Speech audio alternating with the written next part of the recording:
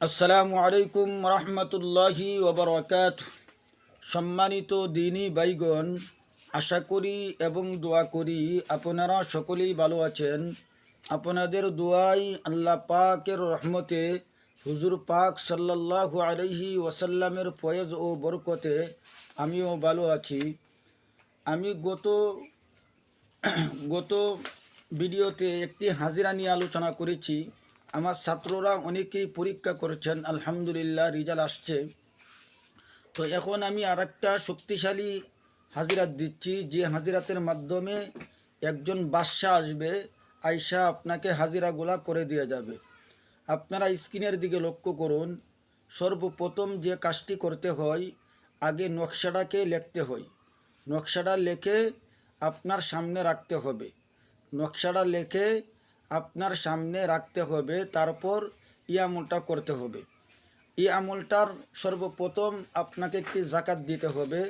চন্দ্র মাসের প্রথম বৃহস্পতিবার দিবাগত রাত্রে এশার নামাজের পর পাক সাফ হয়ে, পাক পবিত্র হয়ে, আগরবাতি জ্বালিয়ে খুশবু ব্যবহার করার পর আপনাকে এই ইসিমটি, আপনারা স্ক্রিনের দিকে লক্ষ্য করুন, এই ইসিমটি লা ইলাহা ইল্লা আনতা সুবহানাকা ইন্নী কুনতু মিনাজ জালিমিন, লা ইলাহা ইল্লা আনতা সুবহানাকা ইন্নী কুনতু মিনাজ জালিমিন। এশারের নামাজের পর পাকসাপ হয়ে আগরবাতি জ্বালিয়ে খুশবু ব্যবহার করে, মানে মেশকে আম্বর ব্যবহার করে, তারপরে আপনাকে আমলটি করতে হবে এই 40 দিন। কতদিন?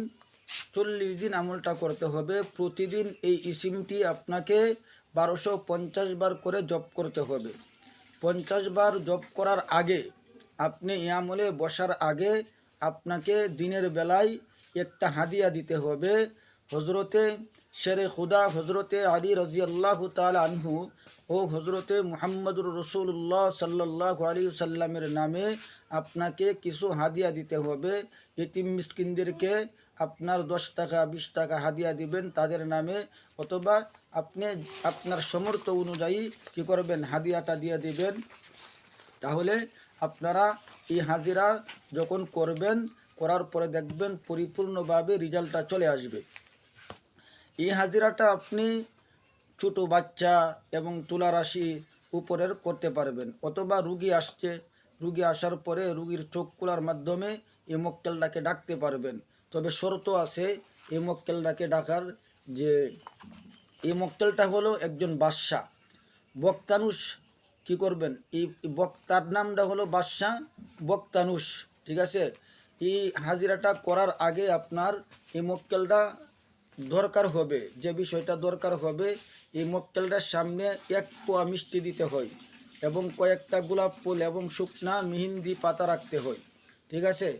এই জিনিসটি যখন আপনি হাজিরা করবেন, আগে জাকাত দেন, তারপরে হাজিরা করার সময় আপনাকে দিতে হবে।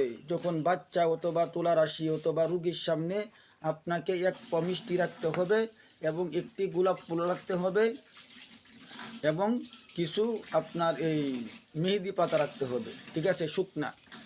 এবং হাজিরার লাস্টে আপনার এই মিষ্টিগুলা আপনাকে বাচ্চাদেরকে বিলায় দিতে হবে। তাহলে যখন এই মক্কেলটা আসবেন, আসার পরে এই মক্কেলটা খুবই শক্তিশালী। আপনাদের যাদের হেফাজতের আমল নাই তারা এই আমল করবেন না, কারণ হেফাজতের আমল ছাড়া এই আমল করলে আপনাকে 12টা বাজায় ফেলবে, ঠিক আছে? এই জন্য আপনার আগে দরকার হবে হেফাজতের আমল খুব শক্তিশালীভাবে করা, কারণ এই আমলটা বাদশা আসবে, তার সাথে লাখ লাখ জিন্নাত আসবে, ঠিক আছে? এজন্য আগে আপনাকে কি করতে হবে, হেফাজতের আমল থাকতে হবে। এই আমলে বসার আগে আপনার চতুর্দিকে হেসার করে নেবেন। সেটা 33 আয়াতের মাধ্যমে হতে পারে, সেহেল কাপের মাধ্যমে হতে পারে, তারপরে হলো আয়াতুল কুরসির মাধ্যমে হতে পারে।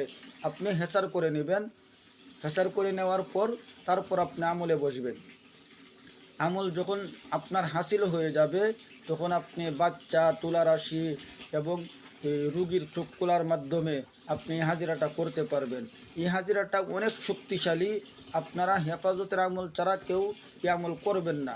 এবং যাদের সূরা বুরুজের যাকাত আছে তারা করলে আপনার ফায়দাটা বেশি হবে। এজন্য আমার ছাত্রদেরকে দেওয়া আছে এই আমলটা, তারা করবে ইনশাল্লাহ।